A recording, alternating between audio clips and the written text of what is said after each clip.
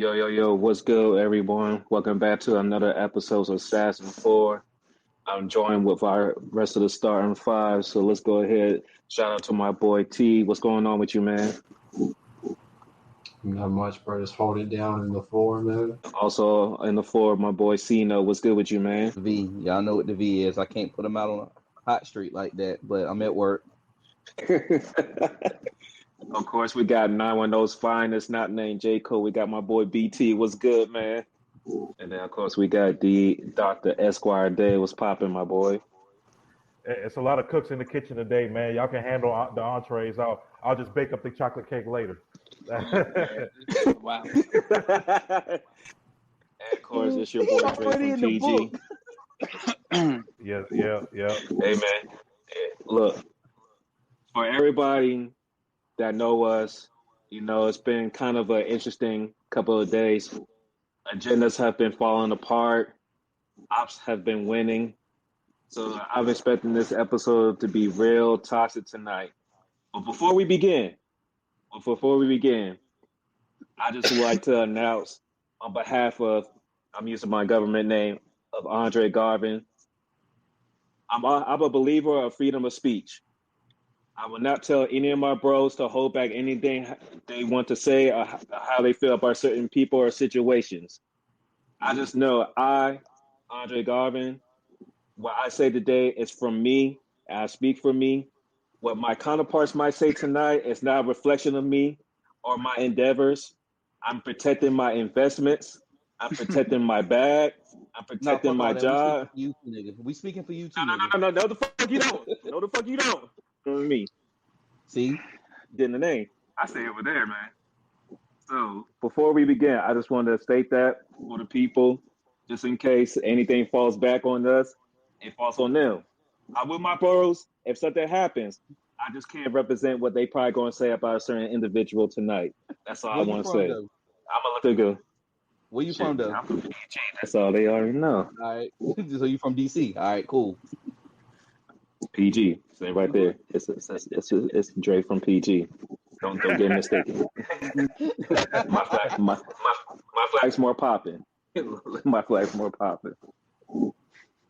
But with that, Monday night was a big night for a lot of teams as the NBA draft lottery has been revealed. Before, if you didn't know, the top three selections with the best odds were the Utah Jazz, my Washington Wizards, and a few of the guys, Charlotte Hornets. And good old Rick fashion, none of our teams were in the top three. The Dallas Mavericks ended up with the top overall pick in the draft, presumably going to draft Cooper Flagg, the number one pick of this year's draft, followed by the San Antonio Spurs also jumping in the draft to number 2 overall. And then if you didn't think two teams was enough to jump, we had a third team that jumped, and not only did they protect their pick from OKC and Sam Presti, they are now picking 3rd overall, followed by then number 4 Charlotte Hornets, then number 5 Utah Jazz, and then my squad, the Wizards, at number 6. And then, as you can see on the screen, followed by the Pelicans, Brooklyn Nets, Raptors, Houston Rockets taking over the Suns pick, Portland Trailblazers, Chicago Bulls, the Atlanta Hawks, and then again another pick by the San Antonio Spurs. Before I pass this off, I just want to say that there's been some people in the sports world online trying to make sense of how this event was not rigged. But I'm going to just call a spade a spade.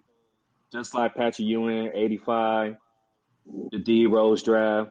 Hell, I even say John Wall going to the Wizards, Zion going to the Pelicans, AD going to the Pelicans. As soon as LeBron James went to the Heat, as soon as LeBron James went to the Cavs not only get the number 1 pick, they get the number 4 pick, and then they follow up that year with another number 1 pick and use that so they could trade for Kevin Love. So if the league was trying to convince me that the lottery is not rigged, they did a horrible job of that. Fact. Because the Mavericks trading away Luka Doncic, and for 2 months, Nigo was getting cooked as he deserved, is now rewarded with the number 1 overall pick with a player that kind of fits the style that he wants in the Dallas Mavericks uniform going forward. You know, they play defense, two-way player, all that. That's what we basically seen out of Cooper Flag. Then before the draft happens, everybody's kept talking about, you know, depending on what San Antonio does in the draft, they can pack some things up to go after Giannis. And Lord behold, they're the number 2 pick. And then just to add the ice on the cake, you add another French playoff team because they was dealing with injuries this year, so it was kind of like a wash year. But now you got them to have a chance to make moves with this 3rd overall pick. They could say that, oh, their team was one ping pong ball away. Fuck them ping pong balls. Y'all knew what was up before we even got out on that stage. I just wasted my time, honestly. So and that pick could have went to another team. And you know what? In my opinion, I just felt like this was a way to punish for teams trying to tank. And I know all of the 3 top teams, they was tanking for different. They were taking different ways and different reasons. Utah was just egregious. Like they were setting out players. They almost got charged. They almost got fined a few times, as Teed alluded to. They would start players, and then some players will literally not play the second half. So it was egregious. We just had a bad roster and playing a lot of young people for 25-plus minutes. It is what it is. What's going to happen with us? That's what it meant. And then y'all was dealing with an injury bug. Then everybody in the starting lineup missed 25 to 30-plus games apiece in the starting lineup. So that's what happened with y'all.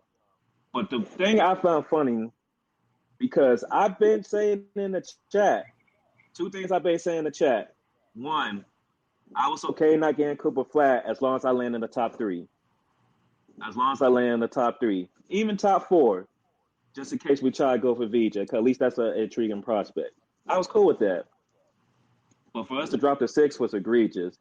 And then you look at the order of 4, 5, 6. Damn it, ain't that what the draft supposed to look like after the lottery? Utah 2, us 3. That's what it should have looked like. At least that's what it should have looked like. Mm-hmm. But man, I just feel like, and people could say, "Oh, y'all just complaining, y'all upset because y'all did all that losing and tanking, and then come up with the 6th pick." We can probably find some value at the 6th pick. The front office is new; they've been making better picks, so who knows to say that this pick is going to be a wash? I just know the way this lottery has been ran the last few years, it's atrocious. Because it's funny how we got our top 2 pick last year in a weaker draft, but in a stronger draft, now all of a sudden we fall back. I just think that's interesting. But that's all I got to say on the topic. I'm going to pass it on to my colleagues. I'll start it off first because I'm going to be short and sweet and I'll let them do. Go ahead, BT. So this is my thing with the NBA draft lottery, bro. Like, of course it's rigged, bro. Everybody know this shit rigged. Because you don't trade away Luka and then somehow get the number 1 pick. And you was in a playing game. Like, that doesn't happen, bro. So they knew on what they the were cusp doing. of a new TV deal too, by the way. Don't leave that out. Facts. But yeah. So you know where that they send was Luka rigged. to? The Lakers. But yeah, and then the thing is, like, they say they trying to stop tanking, but the Hornets didn't really tank. Niggas just got hurt. So you're gonna punish them for niggas getting hurt, getting the number 4 pick. That's crazy to me as well. And if you want to stop the whole theory of it being rigged, just televise the whole ping pong ball situation. You know what I'm saying? Mm-hmm. Televise that so we'll know for sure it ain't rigged. Because y'all saying that Show ain't us as rigged. you actually loading the ping pong balls in there. Yeah, like, show us everything, bro. Because y'all sitting here saying it ain't rigged, but coincidentally, Dallas get the number 1 pick, and then the Spurs get the number 2 pick. Come on now, how does that happen, son? It's rigged, man. And I've been saying it, and I'm gonna always keep saying it. Adam Silver is a clown, bro. He been a clown. Just look at the nigga face, bro. Like, the nigga is a clown, bro. You know what I'm saying? Talk that talk, BT. Like, bro. The nigga is a clown. He's soft. The players run the league. Silver doesn't run the league, bro. This is a player. This is a player-led league, dog. Bring back a real commissioner. Go dig him up. That nigga is BT. soft, But to your point, I find this ironic. You want to punish tanking, but you gave the team that started this whole tanking era a top 3 pick. A top 3 pick. So what sense does that make? What sense does this make? Come on, bro. Like, yeah, This is that mate. nigga trash. That nigga trash, bro. I wouldn't like Silver. What does that make? Yeah, he trash, man. But that's all I gotta say, bro. Y'all go ahead and do y'all thing. Dave, I know. Hey, I'm not trying to disrespect your Raptors and everything, but this ain't about y'all right now. Y'all. Oh, I know good and do. well. I know good and well this ain't about us right now. I'm Okay. all I gotta say is, look, I'm just glad we got in the top 10. We got number 9. I'm cool with that. Again, like what everybody else say, it's not a reflection of what I everything that I feel, but I'm gonna let them cook because this is Sassy 4. We love to cook. Someone's in the kitchen that's Sassy 4. Someone's in the kitchen. I know. Oh, someone's in the kitchen that's Sassy 4. They the best chefs I know. So I'm gonna just pass it to y'all. Y'all go ahead and cook. Corey, you want All to right. go first? You want me to go Corey first? T, the floor is yours. So before I even get to the egregious decisions that were made in whatever office that Adolph Silver tried to make his decisions from, let's talk about that Sixers pick. That Sixers pick, like, what? Even more of a reason why I'm pissed off about it is because if they would have picked 4 or less, that pick wouldn't have been their pick. It would have went to OKC. Adam Silver knows that he can't allow that to happen. He knows that he has to keep specific teams actually prospering in a sense. OKC is not a team that he wants to have highlighted. It's not a team that he wants to showcase. And we can look at the TV deal. We can actually look at the schedule, and it pretty much shows that OKC barely gets any coverage. They barely get any games shown on national TV. You actually have to have league pass in order to see how good that they've been the past couple of years. A lot of people didn't know how good they actually were because it's not that they would sleep on them. It's the fact that they didn't know anything about it because the league wasn't allowing them to be showcased or that the games weren't broadcast. A team Corey, from can I have a your point bigger, real quick? yeah, go ahead. A Celtics OKC game was on NBA TV this season. That's how egregious that is. Going into the year, your 2 top teams in the league, record-wise, was on NBA TV. There's no way that shouldn't be an ABC game or a Sunday afternoon game or a Saturday night game. You can put it on ESPN.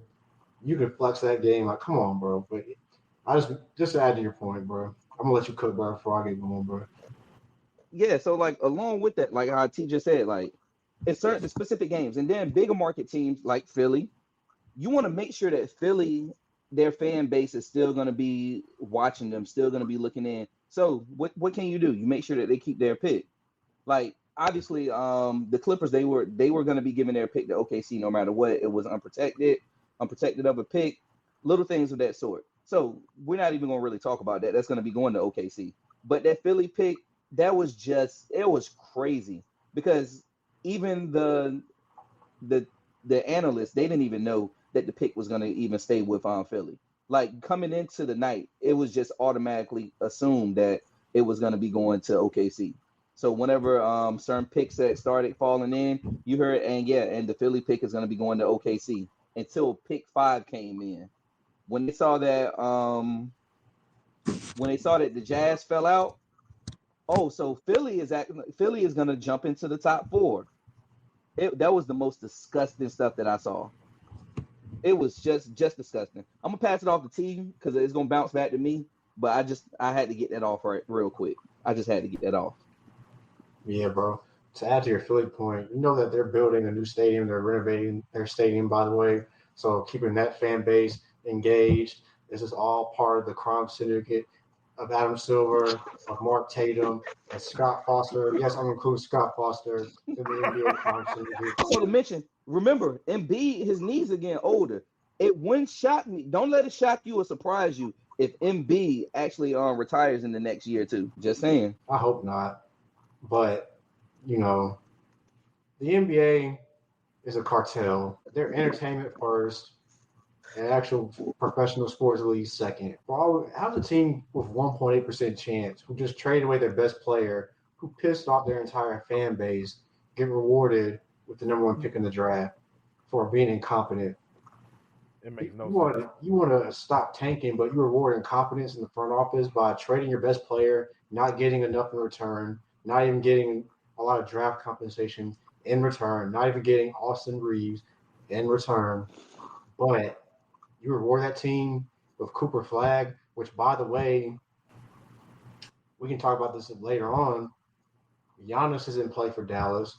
KD's in play. You can use that Cooper Flag pick as a bargaining chip, as well as Lively and Gaffer, because if you bring Giannis to Dallas, you don't need Lively or Gaffer. You can send them both. AD can be the 4, Giannis can be the 5. You still have Clay. You still have Kyrie. They probably package Max Christie. We still have Clay Thompson. Like, that is a win now scenario with new ownership who were threatening to possibly move the team, by the way. Let's not forget about that. The new owners of the Mavericks are trying to build a casino Vegas. in Texas, and they're using the Mavericks as leverage for their casino in the state of Texas. So you reward that, the number 1 pick in the draft, a team that could potentially use that pick to trade for the best player in the NBA right now. Like, then the Spurs, a team who's had so much fortunate luck in the draft before, like David Robinson gets hurt, and they tanked. In 97, the Spurs tanked, bro. As soon as David Robinson got hurt, what do? They mailed it in. Popovich fired the coach. They get Tim Duncan. They make the playoffs the very next year, and they win a title the next year. And, they get Kawhi Leonard. I'm not going to say that was, like, rigged or anything. That was a smart drafting, and Ginobili and Parker. But because the Spurs have such a huge international influence, they get rewarded with Victor Wembanyama when they fall off. And now you reward them with the number 2 pick in the draft, which is going to be trade bait for Giannis Antetokounmpo, or you keep the pick and you have Dylan Harper, who can play the 2 alongside De'Aaron Fox. Oh, by the way, they have the number 14 pick as well. Philadelphia, Josh Harris, the owner of the Commanders, they talk about building a new stadium. They just secured that deal. They're keeping it in that little sports company. If you've ever been to Philadelphia, the football stadium, the baseball stadium, and the basketball stadium are all in literally the same together. conference. Yeah. Yep. Mm-hmm. They were talking about building a stadium, I think, downtown Cleveland, but they made a deal to keep the team in that area, right? Like you said, Embiid, who knows how long Embiid is going to play. So, this number 3 pick, if you're really serious about maximizing Embiid's time, they can use that as trade leverage, or you build for the future around Maxey and probably most likely going to be Ace Bailey if Embiid, if his knees can't recover, which I don't know if Embiid, right? So, like you said, the team that really started the process of tanking gets rewarded with the number 3 pick. Like, Vince McMahon couldn't screw the Charlotte Hornets, couldn't screw the Wizards. I don't give a fuck about Utah. Fuck them. But, like... Nah. Like, Utah deserve what they got because we know what they're trying to do behind the scenes with this whole grooming thing. Yeah. We know what they're trying to do. Utah reeled it in. So Danny Ainge was in the room. So I'm actually kind of pissed because now I'm thinking they did this to Utah this year because they know what they're going to give Utah next year, and that's why I'm pissed off. That's why I'm pissed off. Shit about them because they know what they're doing. Danny Ainge was in the fucking room. He was in the fucking room and he knew what was going on. Oh yeah, we'll take the 5th pick. That's all we need. And like you said, the Wizards. They weren't necessarily trying to tank. They just had a bad roster. I'm not trying to. No offense, Dre, but you said earlier they just have they're a young team. They're starting over. But like, look at our roster, and there's no way anybody could look at our roster and it's like, why are they only winning less than 20 games? We had our 2 best players at the time were 6-man rotation off these championship teams. They're not stars. They were 6-man rotation. And for what it's worth, both of them didn't even cook in the finals. They was with legendary players, and they got carried to win those championships. They had great moments, but it wasn't like they was like, oh, damn. And then Jordan Poole, for what it's worth, he's actually underperforming because we was at least thinking, hey, we're going to lose. Well, at least you're going to put up 25 a night and at least be entertaining. He did better this year. He's been more efficient, but we still ain't got to that 25 a night game. Kuzma, at the beginning of this year, he melted in on us. Let's be real. He melted in. He was like, these niggas is losing. We not getting better. Get me out of here so I can actually get to winning. And that's when we fleeced the Bucks. God bless we fleeced the Bucks because that's the only reason why I'm not too upset that AJ Johnson damn near would be a high pick in this year's draft based on what I saw him do in the league once we got him in the Wizards uniform. But then we played 3 rookies, 20+ minutes, 25+ minutes a night. They're going to catch some licks. Like it's just what it is. It's what it is. But they got experience throughout the year. Bilal was playing 25+ minutes. This is his second year. So it's like, and then we were just our center that we drafted last year. We finally brought him over. He was getting heavy minutes off the bench. So we just had a young team. And I know we brought in Middleton and Marcus Smart, but Middleton is still trying to recover from his injury, so he was playing sparingly. And Marcus Smart, he did his role. He was just going to be that vet. He was going to like inspire and teach the young kids how to play better defense, how to play guard, how to be better professionals. But this was a bottom tier roster. Mm-hmm. Right. That was it. Like, we didn't have no. My fault. Yeah. Finish. No, I'm just saying. It's like we wasn't sitting players so we could get a better pick. If you watch the Wizards game on League Pass, we tried. Like we're one of the few teams that swept the Denver Nuggets this year. So like it's not like we were just out there and wasn't giving a fuck. Like them young kids tried. It's just let's just be realistic. Us against Boston, we're gonna get wrecked. Us against the Lakers, we're gonna get wrecked. Like it is when we play the better teams, we're gonna get wrecked. That's what it is. So for us to drop to the 6, I think that's kind of fucked up because people always talk about competitive balance and always want to talk about how the last few years it's been a different championship team and all this other stuff. But if you want competitive balance, don't get the top 3 picks to playoff teams. Yeah. Especially when majority of them are out west. Yeah. Mm-hmm. And we're going to talk about that. Dallas healthy. It's a playoff team. Dallas healthy. It's a playoff team when they're healthy. The Spurs, the only reason they didn't make the play-in at least was because Wemby got hit with blood clots and he got to sit out. So, and then the Sixers, they're a playoff team too, but they got hit with the injury bug. So it wasn't like these are 3 struggling franchises right now. But the 3 teams that literally needed that top 3 pick, but the teams that literally needed these top 3 picks to change their fortune got hold. That's not Utah, because we don't give a fuck about Utah. But two of the teams got hold. So yeah, Philly was tanking real. They were tanking real bad at the end of the season too, bro. They shouldn't be rewarded for the way they tanked at the end of the season, bro. They were sitting guys and playing guys that were basically G leaguers, right? As far as Charlotte was concerned, we didn't get off to a bad start in the season. We were healthy. I think we were like 6-9. We played Boston real tough twice. We honestly should have beat them twice and back-to-back when they do those little home series in the regular season. We played them tough. Yeah. We had some close losses early in the year. Like we played a lot of teams tough. But then what happened? Trey Mann goes down. Grant Williams tears the ACL. Brandon Miller has the wrist. LaMelo missed time. Mark Williams missed time. Like we weren't trying to tank. And what's the NBA have against the city of Charlotte, bro? Let's be honest, bro. Ever since George Shinn moved the team out, the NBA treats Charlotte like a stepchild. And this is a basketball hotbed. You should want the Charlotte Hornets to be good. You should want the Wizards to be good because they're in a basketball hotbed too. The DMV is a basketball breeding ground. Like, let's be real. Like the DMV produces probably more hoopers in the metro area per capita than any other area in the country. North Carolina is not that far behind. The Bobcats were terrible. You had the Bobcats of Bob Johnson, who was the worst owner outside Donald Sterling the NBA probably has ever had. We can talk about bad owners. Bob Johnson was awful. Horrible. Mm-hmm. Yeah. Mm-hmm. He was bad on the basketball side and the business side, right? Then, you bring the Hornets back. We had a couple years where we made the playoffs. All right, cool. But we should have had Dwight Howard when we were an expansion franchise. How do we not get the number 1 pick as an expansion team? We missed out on Dwight Howard, right? We missed out on Anthony Davis because the NBA was owned by David Stern at the time. The Pelicans were owned by David Stern, right? They get Anthony Davis. Okay. Yes, we had some bad drafts. Yes, we should have took Adam Morrison draft was bad. Yes, we should have never took Frank Kaminsky. We should have took Devin Booker.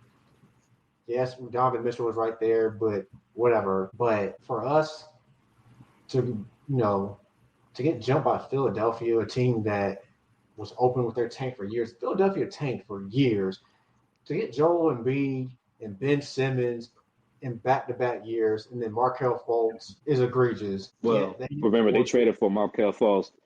They got swindled by Boston on that shit. Yeah. Boston had the number one. Boston had the number one pick that year, but still, Philadelphia was like they was able to latch a little. Okafor. Yeah. They was able to latch a little Okafor too. That was a thing in the draft. So Philly for like 5 years straight was like top 3 in the draft. Consistently top 3 in the draft, winning the draft some of those years. It wasn't like they didn't do it. OKC did. OKC, after they made the playoffs, they're like, okay, this ain't sustainable. They trade Chris Paul away. They had SGA already. They just went young and they acquired picks. I can live with that. That's more ethical than this flat out just tanking. We're not tanking. Like you said, we just had horrible injury luck. We had horrible injury luck for years. The fact that our attendance went up this year is incredible. This market is ready for this team to be good. When are we going to get rewarded? The fan base here outperforms the team by far. Dre, you've been to a game. BT, you've been to a game. I think Dave, you've been to a Hornets game. Everybody here's been to a Hornets game. For as bad as the franchise has been, we draw good crowds, especially this year. A lot of games were sold out this year. We have a good young player, LaMelo. He's exciting. We have Brandon Miller, who could be one of the best wing players in the league down the road. We have a big Mark who has potential. He's got to play up his potential. And we have some other pieces. Trey Mann, hopefully he can recover from his back injury. I like Nick Smith Jr. And we'll see what we'll do at number 4. Like, it's most likely going to be between BJ and Trey Johnson. And, see what we do. But this is a market that is ready for this team to be good. We're a basketball state. We're the hoop state for a reason. Tell them again. Yeah, hoop state. Adam Silver literally takes a shit on this city and this fan base every single chance he gets. I believe when he was at Duke, he had a hoe that cheated on him with somebody from Charlotte. I ain't know he was the Duke. Yeah, he went to Duke. Yeah, it makes sense now. It makes sense. Shout out to my nigga Roy though, bro. Shout out to him though, bro. But it makes sense now. It makes sense. Yeah. But this lottery is going to impact the NBA for the next 10 years through the next TV deal. Let's talk about the TV deal. $76 billion. You got new ownership of teams. All this money's coming to the league. Adam Silver saw the ratings go down at the beginning of the season, which I told you guys earlier back in the fall, do not overreact to all this rating stuff.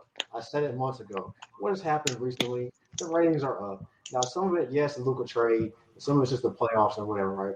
But going into a new TV deal, you want to show the other networks that this is going to be worth the investment you're pumping into the league. So what does Adam Silver do? He sends Luka Doncic, one of the most internationally known players in the game of basketball. There's a huge fan base, not only here in the States, but worldwide. He's your most known franchise. Your most known, most recognizable franchise. That's what you sent him. He's going to be there for at least the next 7, 8, 10 years, right? Giannis is another one of those guys. Milwaukee did about as well as they could with Giannis, but it's time. And Giannis is going to go to a bigger market, whether it's in Texas or what. Probably in Texas, right? Texas has huge international appeal, whether it's San Antonio, Dallas, or Houston, right? So all these moves are happening, and there's more moves to come. I saw something that said there's going to be a lot more people on the move this offseason than what you realize because these teams are paying a lot of money for guys who aren't number ones on championships. Yeah. There's going to be a lot of moving parts this summer. Yeah. And with the New York Knicks, I know they're down big as we speak, but they're going to beat the Celtics. If the New York Knicks make the finals, Adam Silver's going to have a wet dream, bro. Hey, yo, that's what he's doing, son. He going to send that extender out there every night to make sure that they win.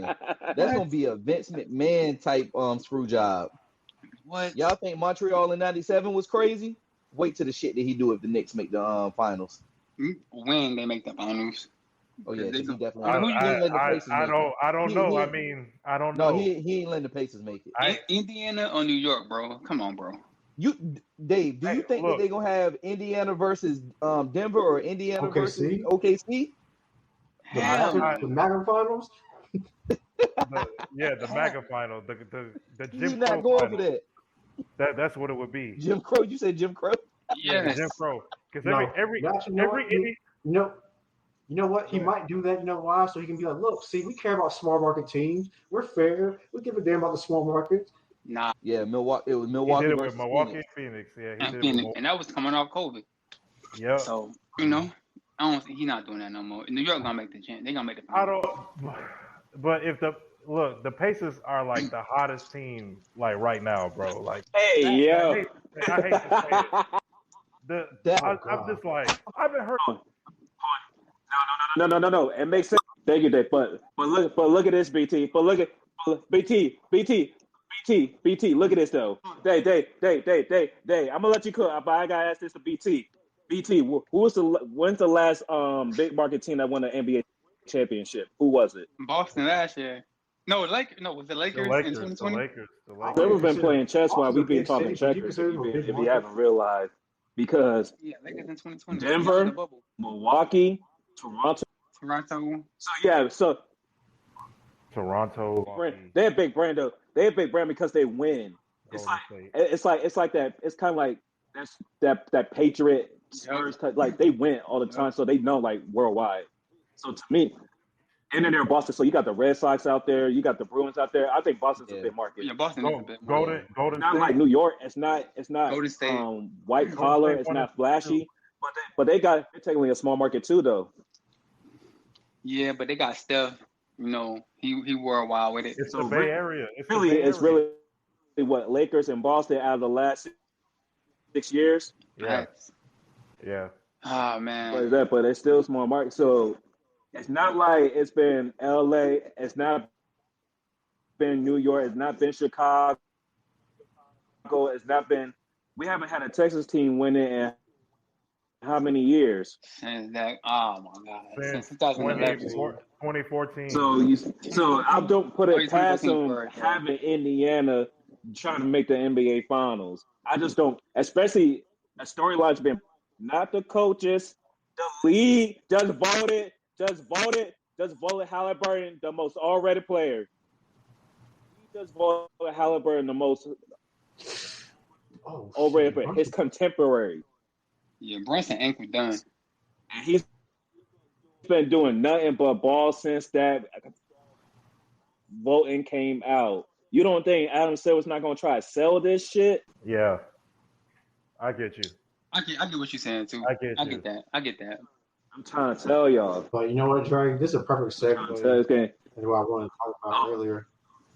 I'm about to say, now look at this shit. God. Oh. I don't put it past him. Like, yeah, go ahead, T. But nah. So with the Tatum injury, him tearing his Achilles, his dad saying he might return 8 to 9 months. 8 months would put him in January. 9 months would put him at All-Star break. I don't see it happening. I don't know why you would do that if you're Tatum or the Celtics. But the East, and I hate to say this, and it really, really, really, really, really pains me to say this.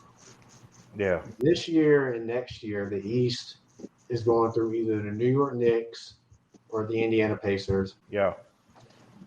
Now, is there a chance? I feel like, okay, after those two teams, right, the wild card is always Philadelphia, but we already know that it depends on their health. Cleveland's frauds until they make moves and get tougher because they got pumped by Indiana. They're not as doing hell. anything. Soft as hell. I told y'all niggas. Hey, one real thing. One quick thing about Cleveland. I know that there was a lot of comparisons to the 2015 Hawks. That's really disrespectful for the 2015 Hawks because it's one thing to get dog walked by LeBron, one of the greatest to ever do it, and then another thing to get dog walked by Tyrese Halliburton, excuse me, in the second round. In the second round, bro. It's one thing. Halliburton is crazy. It's two different things, bro. It's two different things, and I know that team 2015 didn't have no superstars. This team at least had like 3 all-stars, like 3 legit all-stars. Good night. Legit all-stars. And Donovan Mitchell has led teams to the playoffs and almost has had teams to the conference finals before. So like this is worse. This is worse, man. So it's just disappointing. Disappointed by them, but yeah, go ahead. Yeah. So I'm looking at like the East. because Giannis is leaving, right? So Milwaukee, they might not make the play-in tournament next year, depending on the Dame's out, no Giannis, no really young players on that team right now. Brook Lopez is probably on his way out as well. So Milwaukee is completely out of it, right? Orlando is interesting, but will Orlando add that guard, right? Detroit is another team that could possibly take advantage of a team like Boston being out.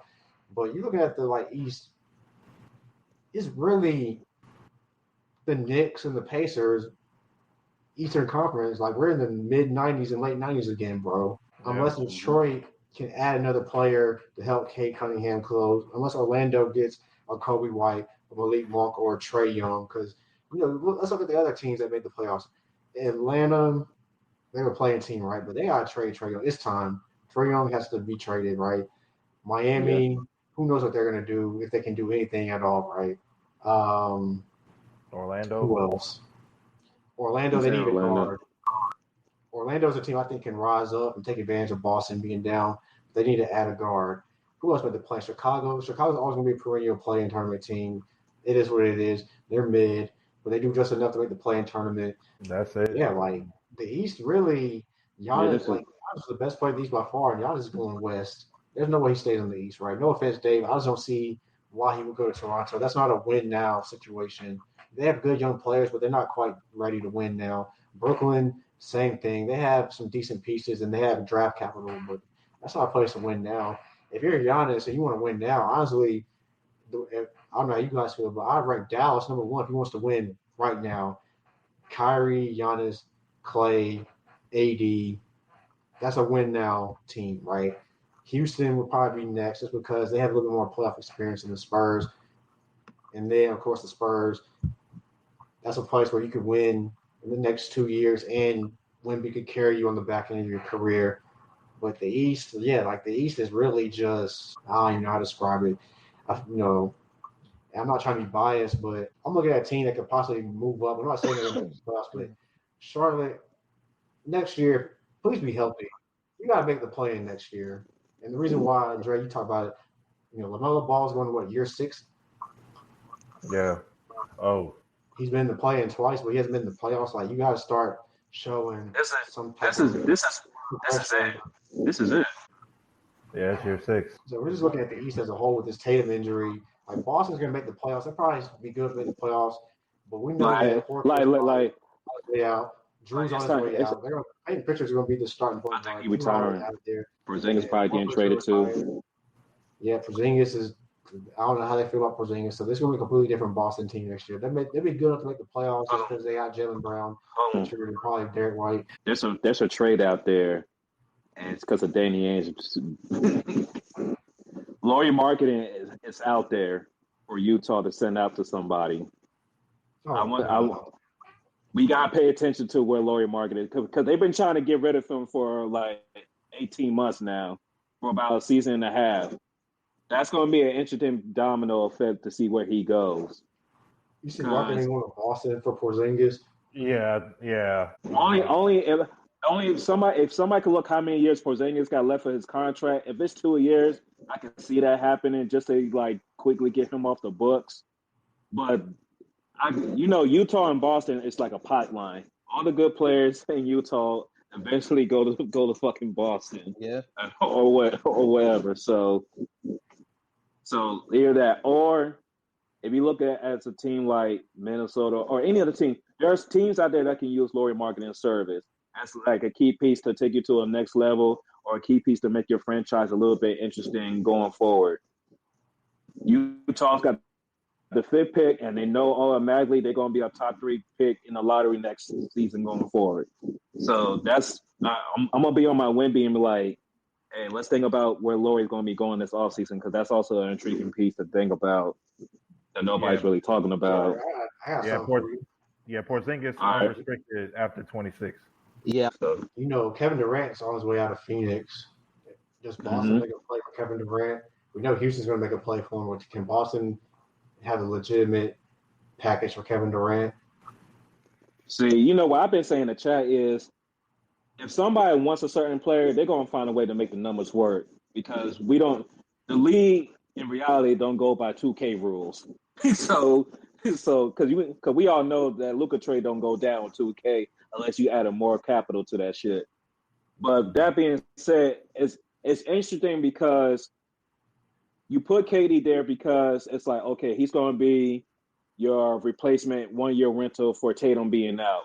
All right. But does that mean you package in? But does Phoenix want Drew and Porzingis for KD, knowing that they're aging players and we don't know what direction Phoenix wants to go? Do they want to package KD to get younger players and defensive players to pair with Booker and Bill? Or did they just want to tear it all down and just rebuild with Booker around to see if Booker's going to be okay with that? Then, the Phoenix Suns haven't really gave a direction other than they thinking about majority trading Kevin Durant away. That's the only thing. We just don't know what direction. KD will fit in Boston, but I just don't know what Boston's willing to give up outside Drew and Porzingis to get him in. And then you got to think about the future because KD's looking for a new deal too. Yeah. So that means you're going to have Jalen, Tatum, and KD on max contracts. That's good. Yeah, no, that's going to be difficult. So what do you guys think, like, the best, My like, bad, if what'd you you're say, Giannis T? and you want to win now, I was going to say, what do you guys think is the best fit for Giannis if you want to win, like, right now? And then what do you guys think the outlook of the East is with this Tatum injury? What are your guys' thoughts on it? Giannis' best place to go is Houston. I'll say Houston or the Spurs. Because Dallas already has said that they aren't going to trade that pick regardless. I would have They said say that. Man, that's smoke screens though. That's smoke screens. If Giannis says he wants to go to Dallas, he's going to find a way to get to Dallas. And they got his brother on payroll, right? Oh yeah, I forgot all about that. Yeah. It could be possible. I mean, like if that I say Dallas if Kyrie comes back healthy and comes back like how he comes back and plays to the level that he was before he left. I would say Dallas, but I do kind of see Houston. It just depends on what Houston will give up. Yeah, like Houston. I mean, if Houston's giving up anybody, I already know like Jabari Smith and Cam Whitmore are already in that package. It depends on who. Jalen Green. Oh yeah. Oh, Jalen Green. He gonna be in that package too, bro. The Bucks gonna want him too. Because Dame ain't coming back. They gonna need a point guard. Yeah. That's someone you can center around. And the way that he's played in the not preseason, but in the actual season, Jalen gone. Yeah. Okay. Reed Shepard, all them. Yes. Houston would give up a lot, bro. They'll have Amen Thompson back. Bambi, the other dude, nigga. Crazy. They gotta get some more free agents though to make that happen. What we gotta talk about and what we gotta think about, and these two players could be major impact players in on both Eastern and Western Conference, are the Thompson twins. The way those two developing, if they keep on that, if they can, the twins are untradeable for both teams. Thompson twins are untradeable for both teams. If Amen Thompson get a jump shot, bro. Whew. Yep. Yeah, if you get a consistent jumper, bro. I just think if you're Giannis, your best bet might just go to San Antonio because we keep talking about Wemby, but they do got a player like De'Aaron Fox out there too as well. And when he's out there, ain't playing, he's one of the better fourth quarter performers. He's good in the pick and roll. He can shoot from outside, so he's always good. And going back to the Eastern Conference, if Asar Thompson is just as good as his brother in the development and gets a jumper too, man. Because sometimes it's not about adding players. Sometimes you just eat. And I think both of those Thompson twins have that potential to take those leaps to help both squads. But I think if they go after KD, they won't have to give up so much. Because KD, that's the route they should go more than getting Giannis. Giannis, I know that, but if I core players, I'm looking at KD because I don't think I had to give up as much. But Giannis going to Dallas, him and AD. That's a new tower. That's a new twin tower right there. That'll be Phil. I mean, that's the defense that Nico That's wanted, gonna right? go crazy. That's why I said like with the Spurs because Giannis and Wemby would be freaking nasty too, but they had to give up. Damn, this is getting smoked.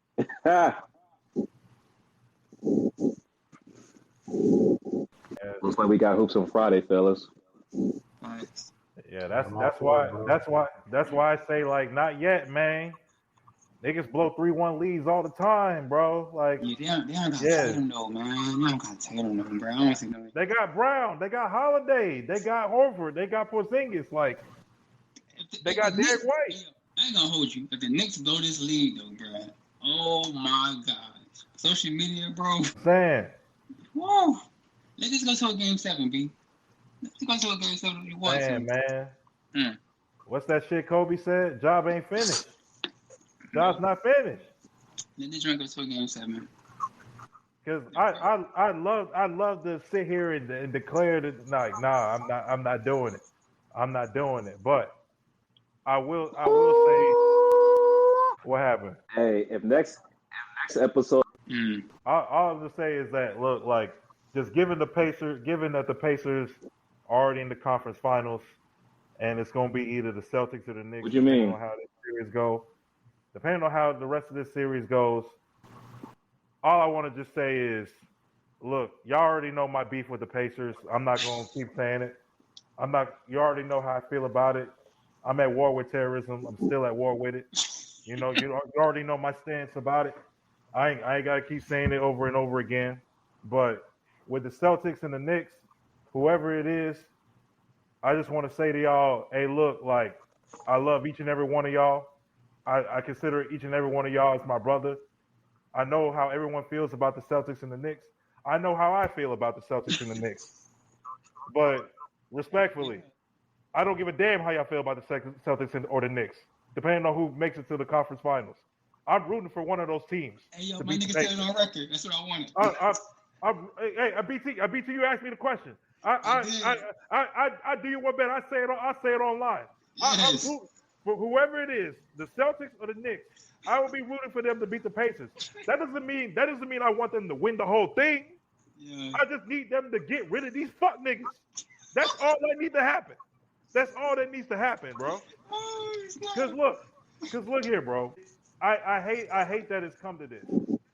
And I really hate that it's come to this, but this is honestly when I think of how like this playoff season has been, this is how I feel right here. Let my man tell it right here. So we don't have the capacity. We don't have the capacity. I don't have the capacity. I don't. Because look, like the Pacers done beat the Bucks 2 years in a row. Both times Bucks injured. Like the Bucks, they beat the Knicks when the Knicks were like hobbling, like barely on their last leg, and then they beat the Cavs, and the Cavs are soft as shit.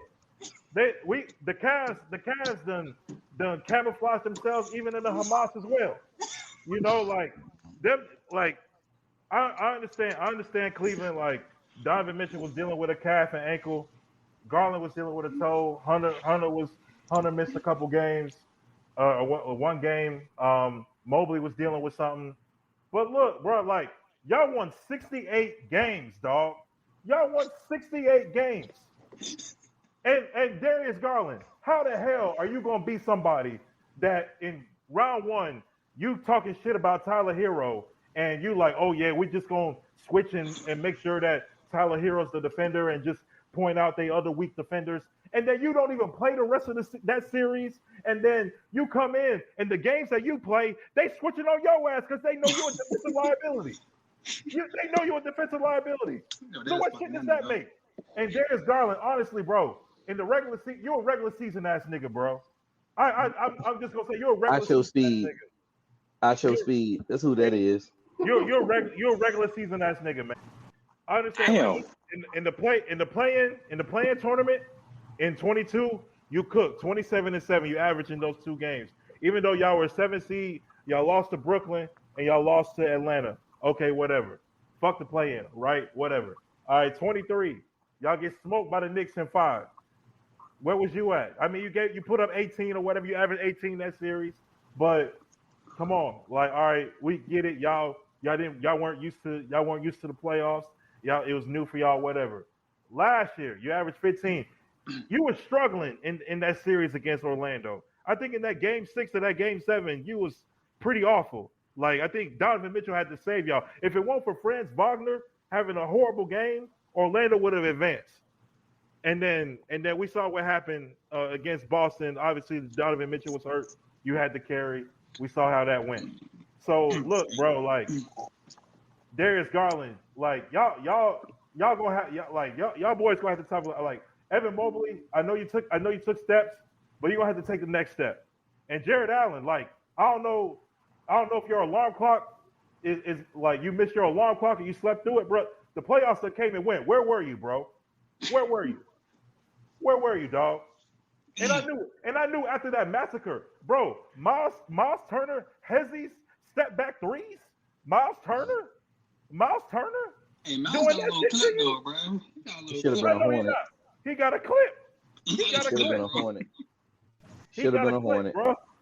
Hitting Hezzy step back threes. Halle Berry hitting shit from the logo, nigga. That nigga doing the big balls then pause. You know what I'm saying? And honestly, bro, we said Pascal Siakam. Oh, excuse me, Pussy Siakam. We said that he's Larry Nance with opportunity. Well, Tyrese Halliburton is just a taller Trae Young with better teammates. That's all he is, bro. Bro, Siakam help you get around, bro. Wow, that's so different, Siakam, man, bro. Prep school Trae Young. Yeah, bro. Prep school Trae Young. That's exactly what it is, dog. That's exactly what it is, bro. Like, I'm saying. And, like, man, I don't know, bro. Like, I'm just telling y'all that, look, like, I just need the Pacers to get out of here, because once the Pacers get out of here, I'm going to cook for real. But that's all I got. That's all I got to say about the fact. Man, hey, yo, well, I'm glad you put it on record, bro. I did ask you on the chat yesterday, yo, who you rooting for. You said who I think. I just wanted you to say it. My man got it on the pond. That's what I'm talking about, bro. My nigga. Yeah, I mean, I didn't want to. I was just like, look, I'm gonna just. I already knew I was gonna talk about it. Back. I mean, like, who I hate more between the Celtics and Knicks? Probably Boston. I mean, like, I know a few Knicks fans, so, like, you know, I mean, I'd probably be rooting for them, just, like, you know, for their sake. But, I only really like one Knicks fan, bro. My mom's ex, man. Shout out to Mr. Moses, bro. He real cool, so I'm happy with him. All my them other stepmom's Knicks a fans, Knicks bro. fan. Yeah, bro. Like, yeah, it's shitty right now, man. It's real shitty right now. mm-hmm. I gotta give the Pacers credit. I gotta give Halliburton and their whole team credit, because the front office done put a really good team together. They young, they young. Like, Andrew Nembhard is taking another step. Like, that nigga's shooting like 60% from the field. Siakam is balling. Miles Turner is balling. Aaron Nesmith, he was a former Celtic. He's solid. Yeah, he's a solid guard. You know, 3-and-D guy. Hey, yo, quick question though, bro. Like, I know they ain't won a championship yet, but since the PG era, bro, like, the Pacers been solid, bro. From the PG era to the Vic era a little bit, and now the Halliburton era, bro. They have been even go back to Reggie Miller, bro. Yeah, exactly, bro. Like, they've been a consistent winner, bro. You gotta get them niggas something. They just fly under the radar. That's it. They just really fly under the radar. I think between when Vic went to, I think, Houston after Indiana, and then when I think when Vic tore his ACL, or when he had that injury after the year they took Cleveland to 7. It was like that year, like they fell off. I think like after the bubble, because like TJ Warren and Vic and Miles Turner, they was holding it down for a little while, and then they had a couple years where they were out the mix, and then they traded for Halliburton, which was a good trade by them. They I mean, Halliburton should have went to Philly. We won't go down that Revisit that path. again. But Could you imagine, bro? Could you imagine Halliburton, Maxey, Buddy Hield. Embiid, Harrison Barnes? Man, there's a reason why some teams haven't won yet. Said no to that trade, bro. The same dummy that ended up getting the third pick. Once again, Adam Silver be rewarding dummy, bro. stupidity. Yeah. Incompetence. And one thing I'll say about Indiana, man, they haven't won a championship, but they just had on the championship front, they just had some bad luck, right? They've been the game 7 of the conference finals so many times they lose to the Knicks, right? Outside of the Knicks, the one team that challenged Jordan's Bulls harder in the East was Indiana. Jordan said that was the hardest series in the East he probably played. They were physical. They had a good paint presence. They had shooters. They had young Jalen Rose. They had an underrated guard, Travis Best, because Mark Jackson was deemed useless. They shut Mark Jackson down, and Best stepped up and made a difference because he was a little bit quicker than Jackson. If Jackson was just a floor general. Speaking of, real quick, I'm gonna get to that. I'm gonna get that in a second. I heard this topic on radio. I want your guys' opinion on it. But then, in '99, they were the 1 seed in the East, and the Knicks just got hot, like an 8 seed. They were the 1 seed. I think they're the 2 seed, but the Knicks got hot. Larry Johnson hit that miraculous 4-point play, cost them another trip to the finals. 2000, they hit the finals. They running Shaq and Kobe, right? 2004, that was really their year. That was the year. The Tayshaun block. The Tayshaun block. Yeah. The Tayshaun block, and then when Ron Artest got suspended the next season, that cost them a ring. I think the Pacers also coming off of that year where Detroit won, when they were right there. I think they were actually equipped to win a championship that year. But, the malice and the palace happened, right? And then they just always are a solid team.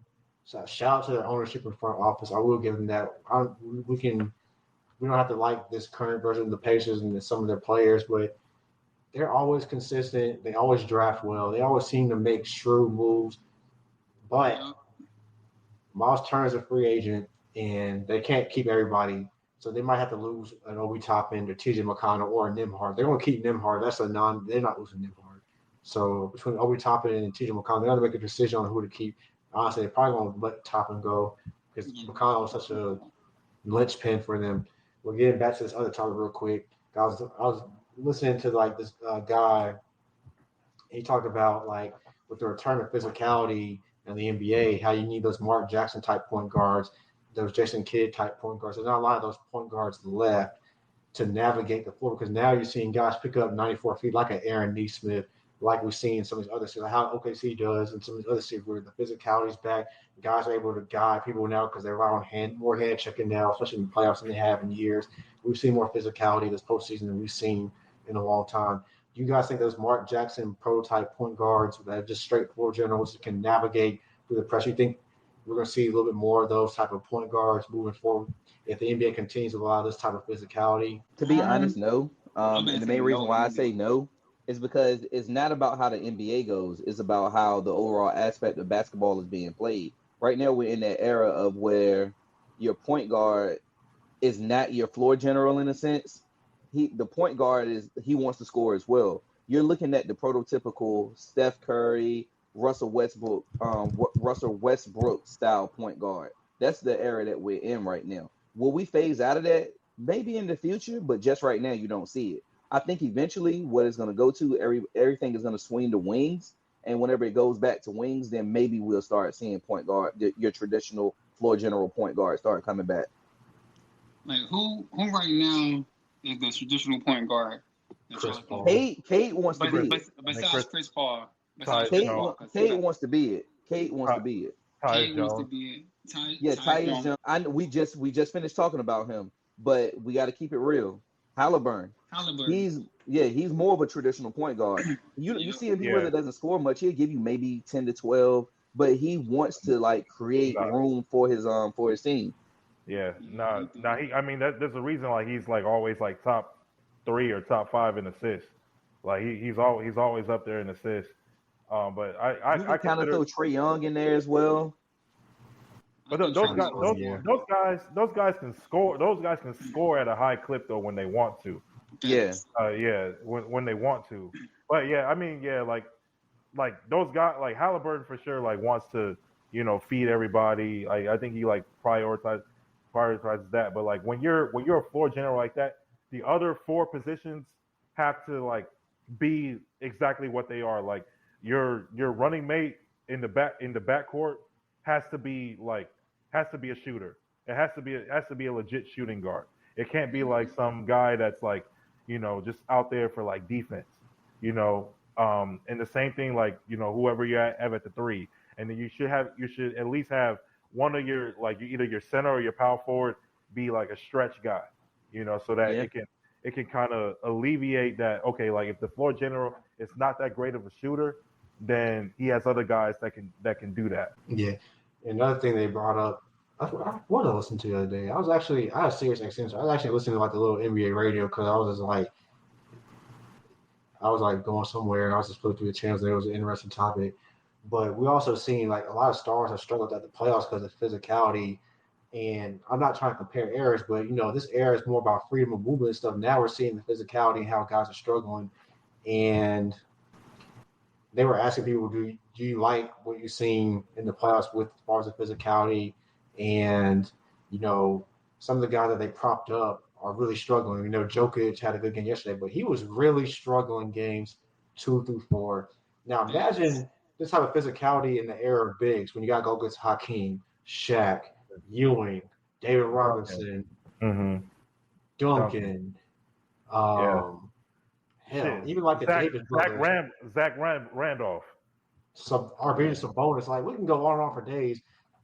Like it's just I've enjoyed this postseason because this is how basketball. This is the basketball that I grew up on. Which is like I like physicality. I also like there has to be a balance, right?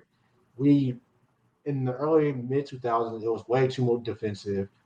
It was really games in the 60s. Teams are really in playoff games barely scoring 70 points, right? It went too far. They changed the rules. Okay, fine. It went too far. Now teams are scoring like 120, 130 points. I like that. I like what we're seeing because there's actually a balance. And we talked about it before, but I think physicality, this is the most skilled era ever, yes. But I think playing through physicality is a skill as well, both mentally and physically. And a lot of these guys have struggled playing through physicality. And I don't know how you guys feel about that, but is physicality, playing through physicality a skill? Would you guys consider that a skill? Absolutely. Yeah. It mentally bothers some players. Like we've seen it even like a couple years ago in like pickup games with Devin Booker. Devin Booker didn't like being double teamed. He didn't like being touched. Like it bothered him mentally because he wasn't used to that game. So if they are fully committed to allowing players to get a little bit more physical, I think that's actually going to bother a lot of other players, and we're going to have to start seeing players adapt to that style game again. It's going to be a great adaptation if we actually see it. Yeah, because I think it levels the playing field a little bit. Like, for example, like Orlando and Boston. Yeah, it was a 5-game series, but those games were highly competitive. Why? Yeah. On paper and skill, like just basketball skill, like Orlando was nowhere near as skilled as Boston, but their physicality levels the playing field. Same thing with like the Knicks in Detroit. That levels the playing field. Those games were highly competitive because they were just beating the hell out of the Knicks, and Boston was beating the hell out of the Celtics. And yeah, like I said, the Atlanta series was only 5 games. But those games were competitive. We didn't think that was going to be a competitive series as it was, right? We knew that Detroit versus New York would be competitive. We didn't think it was going to be that competitive. Even with the Knicks in Boston, like the physicality at times has bothered the Celtics. It bothered Boston versus Orlando, and it's kind of carried over to this series. That's why the Knicks are up 3-2 currently. Like, I think playing through physicality is a skill, and like you said, it does so much to the team mentally. Like it can level the playing field in a way. Yeah. No, I agree because a team like you were saying, T, like a team that is maybe not as talented can just muck the game up, and that can get you a game or two in a series. And I think it's a skill as well. It's a credit to like mental fortitude to be able to like play through physicality, to be able to want to drive through the lane and know that you're gonna get bumped, you're gonna get hit to the ground, and you're gonna have to keep doing that over and over again to either get to the free throw line or to get points in the paint. So I like it. I like it. I think I think it brings out the best in the game, and this is why this is the playoffs. Like I don't want to see like all the same like free flowing shit like that we see in the regular season. I want to like the playoffs is meant to be at another level, and that means like the physicality is at another level. So I like what I'm seeing. When we think about the greats, like I started watching basketball like young, like whatever, but I didn't see like those Pistons games, but I heard about them, and like Michael Jordan was able to break through those teams and then fend off a physical Knicks team, and even those Pacers teams, right? Kobe had to go through the struggles. Even LeBron had to play a Spurs team like 07. That was a physical era of basketball, and he got through the Pistons in the East as well in 07. That Pistons team was physical, right? And then the Celtics team was physical, the high defensive team, right? And then he finally broke through like that. That's a part of the game, like being able to battle through that physicality and show that grit and toughness. That's honestly been missing from the game recently. Yeah, like it's great to see like skill and a free flowing, but basketball is a tough sport. So I have a question. I got a question. What players do y'all think would be able to adapt to that style of play? Anthony Edwards. That's literally the first person I thought of.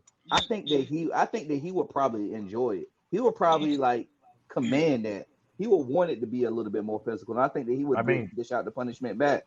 I mean, they've been physical with him in this series. They've been physical, like Gary Payton and them. They've been physical with him, and we saw like in what was it, Game 3 or Game 4, like he broke through it.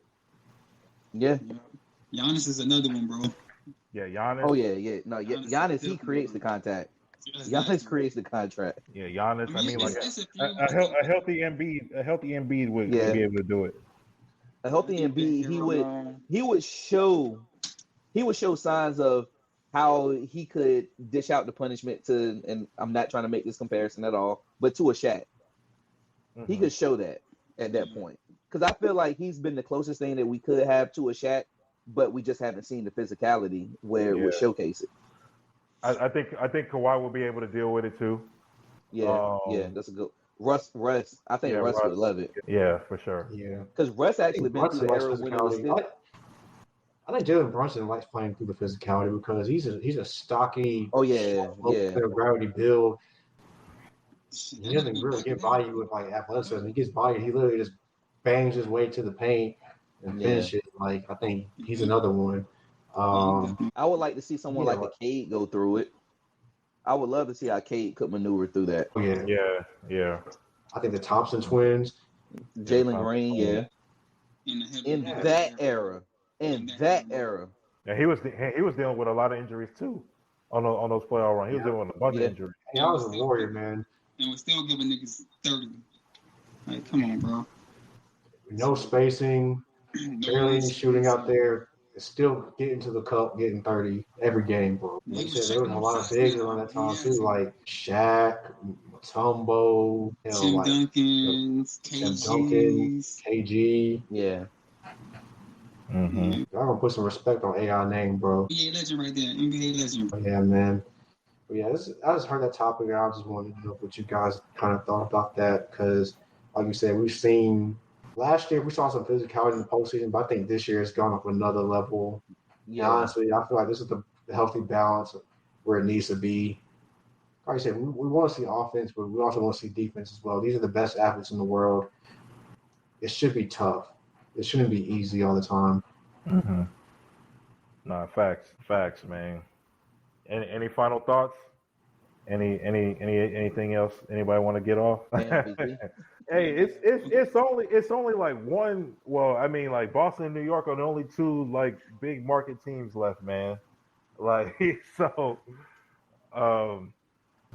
yeah. If Adam Silver has his way, he would want Ant to come out the West. Yeah, I mean, I don't know. I'll just say is that Oklahoma Minnesota versus New York would be intriguing for the Randall Cat storyline. Yeah. No, that would be intriguing. But and then even what's the boy name? White Dante. Oh, White, against his Villanova team. Yeah, I guess. But Nixon, well, that just sounds ugly, dog. Like that just sounds ugly. But you have to think about it. The post game with Ant, if they win that ring, how Ant would act, it got potential. It got You know, potential. they want him to be the face of the league too, bro. You feel me? So he gotta get that ring, bro. I'm gonna keep it real. This was OKC got to win if a now. real commissioner was here, he'll make sure Ant got to that finals. Yeah. Now, I mean, depending on how this Thunder Nuggets series goes the rest of the way, Thunder need to win this title. The Thunder need to win this title.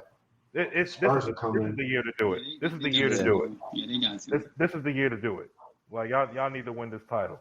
Like how I've been saying, the Thunder win this title. This cements my favorite GM as being you got to put him in the GOAT conversation at that point, because literally everything that he's did to rebuild this organization without even having to go out and get a real big name. The big name that he went and got was literally him trading away a big name. Yeah. And him getting SGA back. About saying him and Masai Ujiri will be right there with each other. Masai got a title, and Sam Presti get a title. No? We don't give this guy credit, but you gotta put Jerry Krause up there. Yeah, you have to. You got to. You have RC Buford for the Spurs. Really that team. And then Mickey Arison. Who's the Mickey's the owner.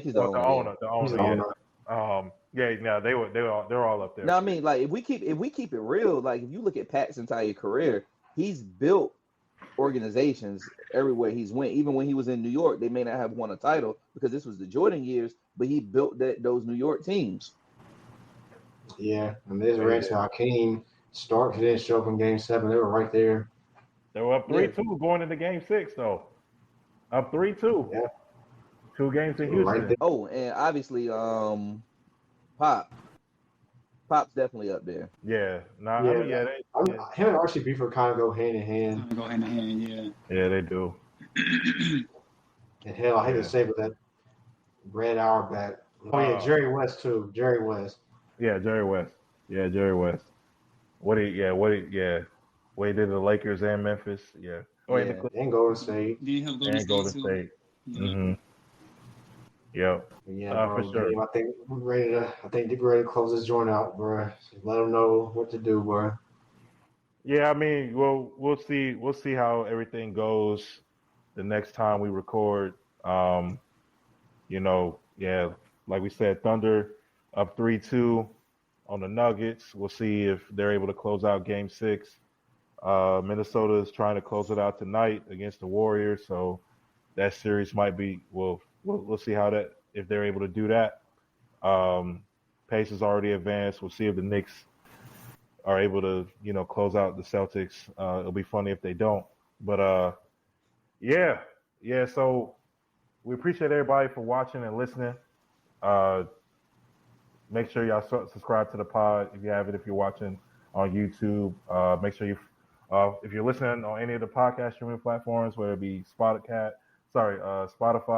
Apple Podcasts, iHeartRadio, whatever the case may be, make sure you hit that follow button. Make sure you stay up to date with our episodes and all our content as it comes out. We appreciate everybody for listening, all the views that we've been getting, all the streams that we've been getting. We greatly appreciate it, and we hope that you continue watching us.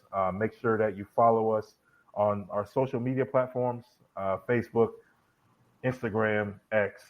We're all on there. Check us out. Make sure that you follow us on there as well. Again, man, this is the playoffs. We're in the heat of the postseason. So, a lot of chefs in the kitchen.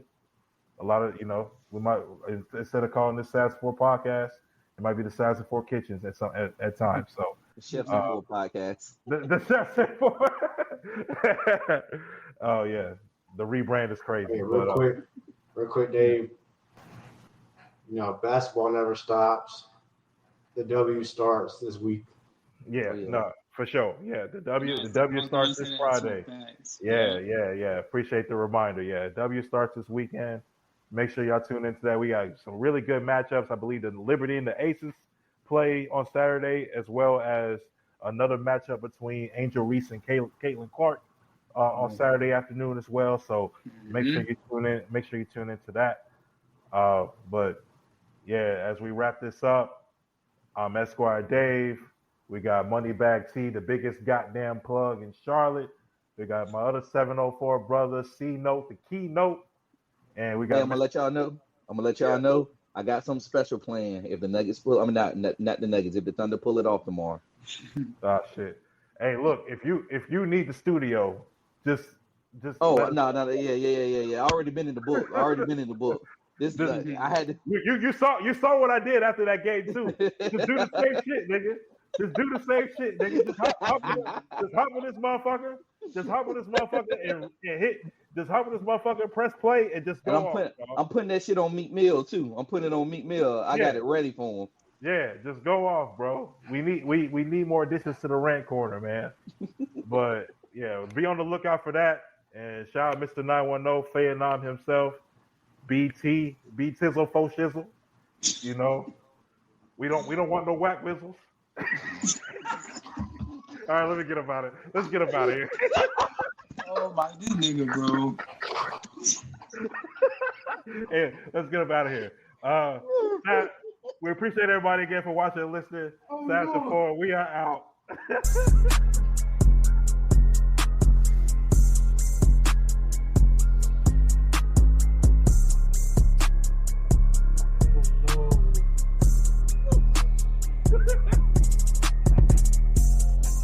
Need this or no shizzle. Oh man, needs to balance, man.